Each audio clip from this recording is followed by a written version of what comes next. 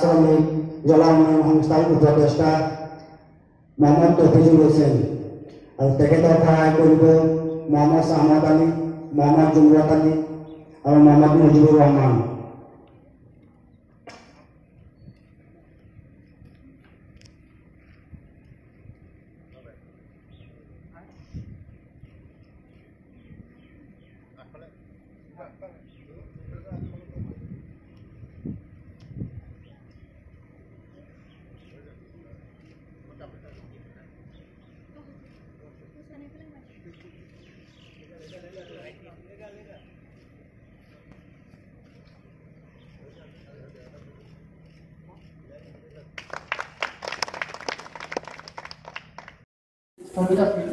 আমাৰ কেন্দ্ৰীয় কমিটিৰ সহকাৰী সাধাৰণ সম্পাদক, কেন্দ্ৰীয় কমিটিৰ সহকাৰী সম্পাদক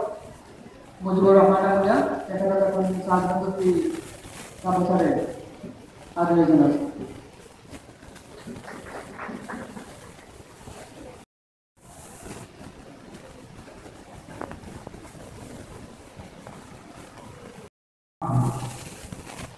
যেতিয়া মনৰ তাগিদাত কৰোঁ, অন্তৰৰ তাগিদাত কৰোঁ, সেই কামটোৱে সফল। মই ব্যক্তিগত এটা উদাহৰণ দিলোঁ। মোক 99% মই আজি জনগণৰ বিশিষ্ট তথা বুদ্ধিজীৱী অতিথিসকল, আটছাৰ যোৰহাট জিলাৰ লগতে ৰয়ৰয়া শাখাৰ অন্তৰ্গত সমূহ মোৰ আটছাৰ সতীৰ্থ বিন্দুসকল, মঞ্চত উপবিষ্ট পিতৃ মাতৃ অভিভাৱক, সকলো বয়োজ্যেষ্ঠসকল, মৰমৰ ছাত্ৰ ছাত্ৰীসকল, বন্ধুসকল, মই আটাইলৈ আটছা কেন্দ্ৰীয় সমিতিৰ তৰফৰ পৰা আপোনালোকক যথাযোগ্য শ্ৰদ্ধা নিবেদিছোঁ। আৰু বিশেষভাৱে আজি যি চাহ শ্ৰমিক জনা উন্নয়ন সন্থাই যিসকল ছাত্ৰ ছাত্ৰীক আজি অভিনন্দন জ্ঞাপন কৰিবৰ কাৰণে যি অনুষ্ঠানলৈ মাতি আনিছে, সকলো ছাত্ৰ ছাত্ৰীলৈ তেখেতলোকৰ যি 2024 বৰ্ষৰ উচ্চ আৰু উচ্চতৰ যিসকল ভূমিহীন চাহ শ্ৰমিক আজিও বাগানত শ্ৰমিক হিচাপে কৰ্মৰত হৈ থকা যিসকল যোদ্ধা লোক আছে, সেইসকলক নেতৃত্ব দিম বুলি মনতে প্ৰয়াস লৈ আমি এই সংগঠনটো 2005 চনত জন্ম দিছিলোঁ। আৰু তাৰে লক্ষ্য ৰাখি আমি এই অনুষ্ঠান আমাৰ এইবাৰ প্ৰথম, হয়তো আমাৰ বহুতো ভুল ত্ৰুটি থাকিব পাৰে, আপোনালোকে নিজৰ ঘাটি বুলি আপোনালোকে ক্ষমা কৰিব। আৰু আজি আমি এইবাৰ বাৰ্ষিক কৃত্ৰিম ছাত্ৰ ছাত্ৰীসকলক আমি অভিনন্দন অনুষ্ঠান পাতিম বুলি এই অনুষ্ঠানটো আমি আজি আয়োজন কৰিছিলোঁ। আৰু আমাৰ শৈক্ষিক শিক্ষা, কলা, কৃষ্টি, সাংস্কৃতিক, জনগোষ্ঠীৰ যিখিনি কৰণীয় কাম, তাৰ ওপৰত লক্ষ্য ৰাখি আজি আমি যিসকল কৃতি ছাত্ৰ ছাত্ৰীক এইবাৰ হাইস্কুল শিক্ষান্ত পৰীক্ষা উচ্চ মাধ্যমিক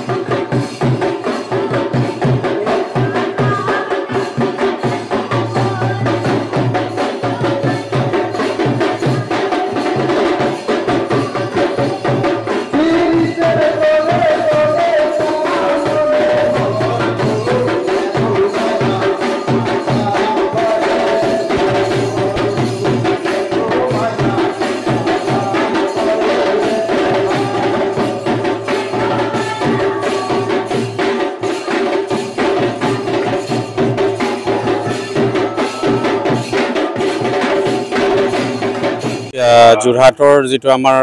গটঙা চাহ বাগিচাৰে ৰাজহুৱা প্ৰেক্ষাগৃহত যিটো চাহ শ্ৰমিক জলহা উন্নয়ন সন্থাৰ দ্বাৰা আয়োজিত প্ৰায় 100টা ছাত্ৰ ছাত্ৰী তেখেতলোকৰ সমাজৰ পৰা আহিছে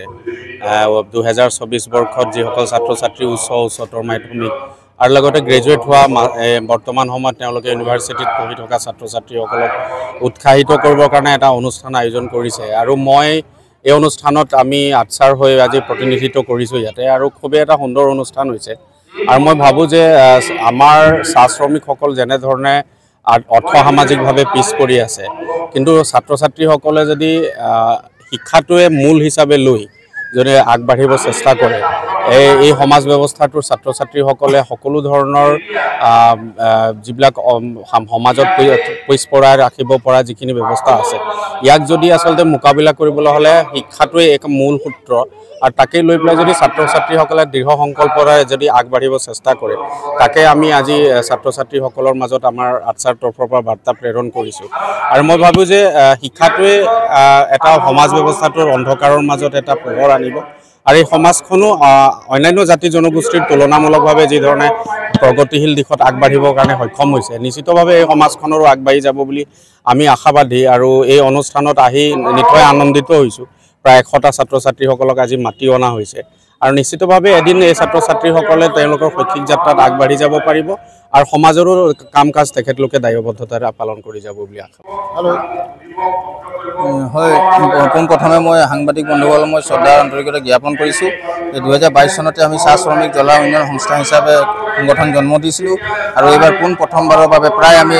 100 ছাত্ৰ ছাত্ৰীক আমি মানে সম্বৰ্ধনা জনাবৰ কাৰণে আমি আজি এক অনুষ্ঠান আয়োজন কৰিছিলোঁ আৰু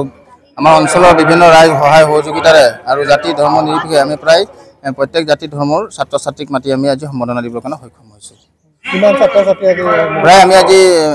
100ৰ ওপৰত আমি ছাত্ৰ ছাত্ৰীক আজি সম্বৰ্ধনা দিবৰ কাৰণে আমি অনুষ্ঠানটো আয়োজন কৰা হৈছে